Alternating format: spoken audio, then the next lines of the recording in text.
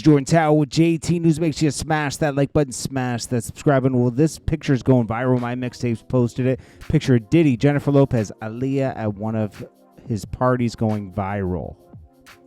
Ugh. Nasty work out here. Kid Cudi, thanks Pusha T for being one of the only real friends he ever had at good music. You know, here's the thing about the music business, man. A lot of these people aren't your friends, and you realize the hard way. I even went through this. I think everybody's gone through this, you know. You realize that some people are just around you because you're of use to them at the moment.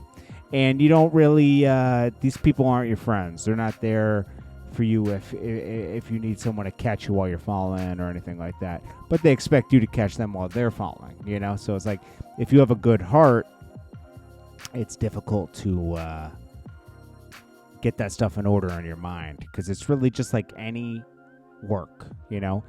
It's just work. It's nothing personal, you know, and that's that. And you got to move forward. So let's get into. I know Diddy. There's a lot of stuff, but we got to get into it. So text messages from Diddy to victims. That's being. Though that has been released by the U.S. attorney. Let's see. The U.S. attorney in the case against Diddy, Emily Johnson, has revealed damning information about the mogul since his arrest on Monday. He was caught on video with ex-girlfriend Cassie in a hotel hallway. We know that one. And there was a sex worker present with the couple prior to the assault. However, she also revealed the text messages between the mogul and some of his victims. The name of the victims are not released. They will be held private until trial, I guess. But that said, the statements made in these text messages do not portray Diddy in a flattering way. They said, "I turned my head for a second," wrote the victim, and you get effed up, and you drag me down the hall by my hair. Okay, that's obviously Cassie, right? Victim Diddy struck her in the head 2 times. The most heartbreaking text came from the 4th victim.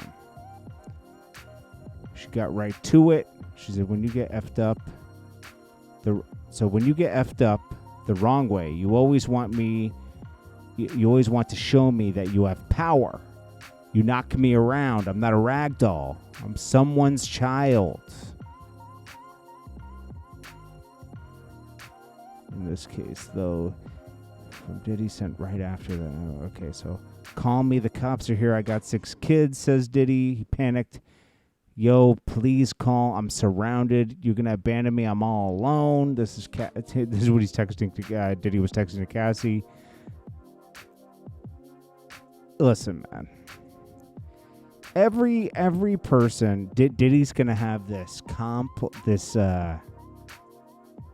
he has a God complex. He thinks he's untouchable. He has a power problem, and you know, he's the type where you could go in and try to renegotiate your contract. He says, you know, "I'll just drop you or I'll just shelf you," and then what are you gonna do? Nothing. Like, this is how Diddy would treat people, you know. And so, like, and I've heard this happen with many people, okay, that they look at with the locks, you know, they had to get crazy on Diddy and still didn't get their publishing back. It took a lot more to do that, you know, and Diddy knew not to mess with them because the way that, first of all, the locks aren't pushovers, right? Jadakiss, Stale SP, Chic. But where their studio was in Yonkers, you weren't just gonna creep up on them and do something to them. It was a spooky. It was like in a U-Haul, but it was very weird. They moved to their studio since then, but yeah, that just wasn't gonna happen. And plus, that's their part of town. You know, Diddy ain't just gonna pop up or send some people over there and something's gonna happen. You know, and there's 3 of them. It's not just one person. And there was a movement against Diddy on that. So Diddy didn't feel still they didn't get what they wanted until later. until Diddy had used up their publishing, and gotten everything out of it, squeezed the lemon out of there. Now, the kid's Publicist has come out. Let me see. And said some wild responses. Let's see. Said, the Diddy controversy is truly so unfortunate.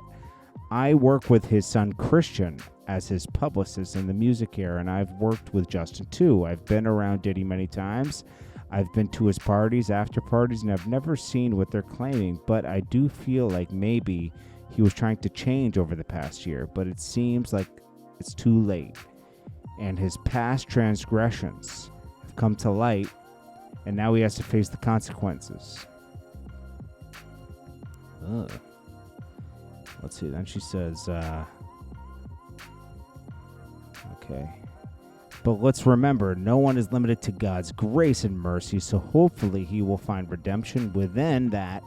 In God's will, he'll get another chance and make it right to redeem himself with those that have been affected by him. But even if not, hopefully his consequences will serve as a proactive example and change at this industry, especially towards women, because there are a lot of powerful men in the industry that I have witnessed do worse, if not the same. And it's because all you're doing is opening Pandora's box to more stuff, So now they're going to go after her. Like, what do you know? It says, run-on sentences as a publicist is insane. Bring it back to people who went to school. So you said you've never been to any of these things, but he's trying to change. What's changing? Enabling is wild. Grammar is important. But most unpublicist publicist statement I've ever heard. This is what people are saying. I don't think this case can get any weirder, but it will. A lot of people are going to go down. I saw someone trying to accuse Sage the Gemini and Chris Brown of some stuff. Now, obviously, that's alleged, okay? But this girl came out and she was accusing Chris Brown and Sage the Gemini about stuff. And that's what's good. This is what happens when this kind of stuff goes on. So many people come out with their own little stories about this and that. And I would say about 80% of them are false. And it takes away from the actual victims that there's actual victims. And it diminishes their claims. Because now you got to weed through what's real and what's not. Diddy will probably end up with very little money after this. Once all the victims are revealed, there will be probably class action lawsuits, and he will lose most of his fortune. He will probably be in jail for a long time.